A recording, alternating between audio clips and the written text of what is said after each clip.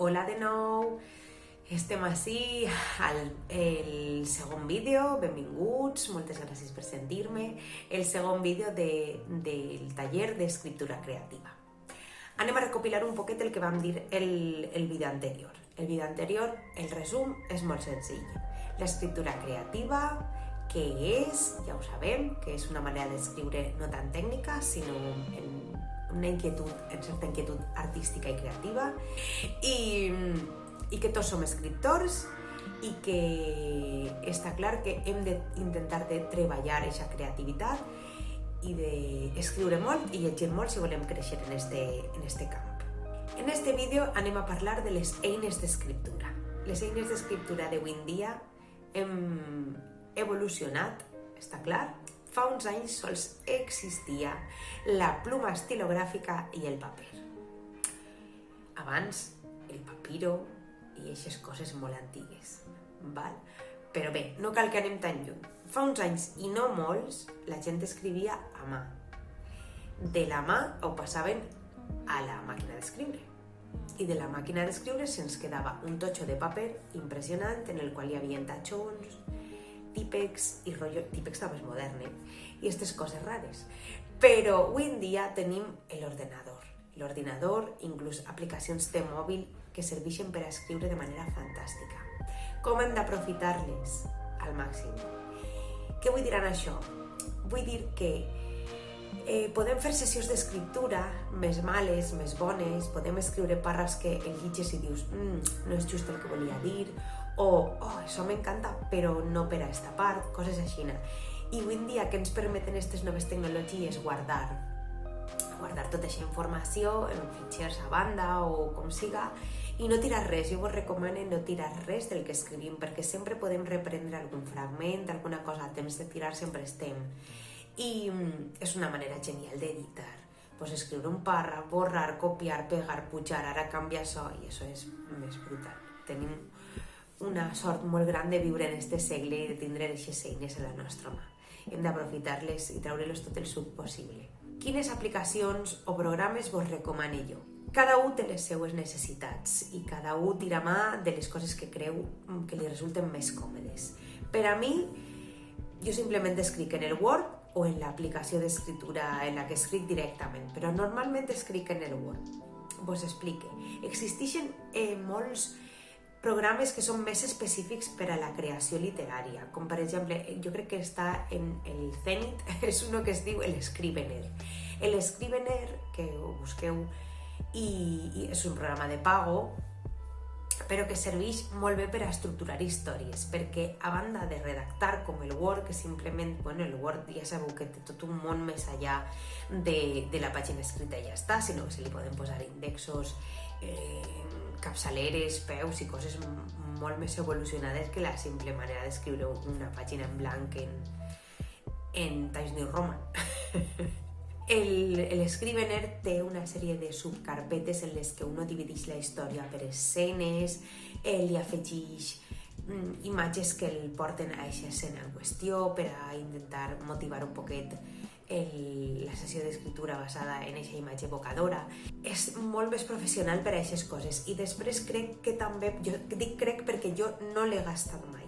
L'he sentit comentar molt en aquest entorn d'escriptura i segurament és fantàstic, però jo no el gaste. Jo soc més rústica. Jo escric amb el Word i després tinc tota una sèrie de carpetetes o bé en el Drive, que em resulta supercòmode perquè estiga on estiga, a través del mòbil puc tirar mà de les cosetes que he escrit. I per a planificar les fulles dels formularis o les fulles d'Excel del Drive també em serveixen de manera fantàstica, perquè ahí puc fer divisió d'escenes i tal, i sempre que vull tirar mà, des d'allà on estiga, tire mà de l'arxiu. No necessite obrir un Excel com a tal, sinó que en el Drive ho tinc. Però bé, això és la meva manera de procedir. La que vosaltres gasteu serà estupenda i la que vos faig sentir còmodes. També hi ha gent que utilitza tota una sèrie de blocs de notes i tal, i escriu a mà i serà fantàstic. Jo vos recomano que escriviu de manera digital, perquè sempre és una pena desaprofitar tota aquesta tecnologia que tenim avui en dia a la mà i que ens facilita tant la vida.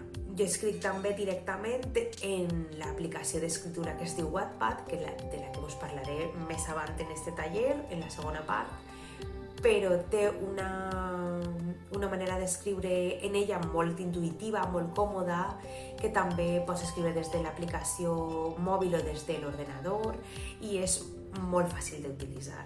Què passa? Que és interessant tindre, quan t'estimes molt un text o el text comença a fer-se llarg, és molt interessant tindre-lo dividit en diversos llocs o guardat en diversos llocs per a que no se te perda. Per tant, jo publique diverses cosetes en el Wattpad, tinc els mateixos arxius els tinc en Word guardats en el meu ordinador o pujats en el propi Drive. Això ja també ho deixo al vostre gust, però és interessant tindre-ho guardat en diversos llocs. Recopilant un poquet.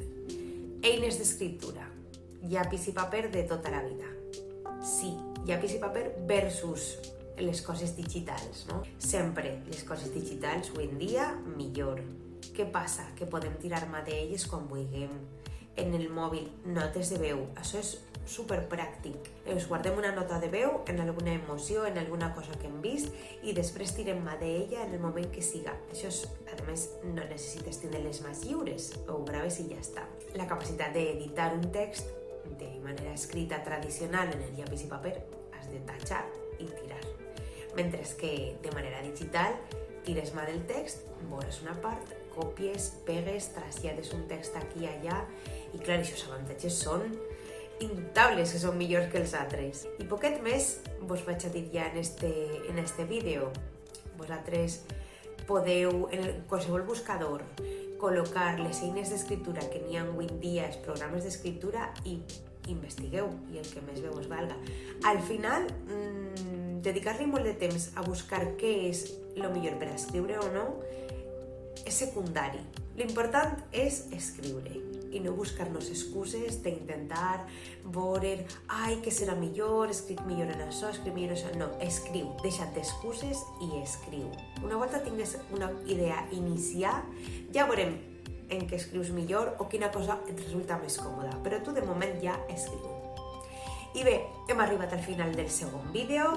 Resumint, el primer vídeo sabíem que tots sabem escriure i que som escriptors les 24 hores del dia i que necessitem una disciplina de lectura i d'escriptura. En este segon vídeo hem parlat de com començar a escriure, de què és millor, no? Si és millor el paper tradicional, si són millors les noves eines d'escriptura i tal. I tot això ens aboca al tercer vídeo del taller en el que parlarem en com començar a escriure una història.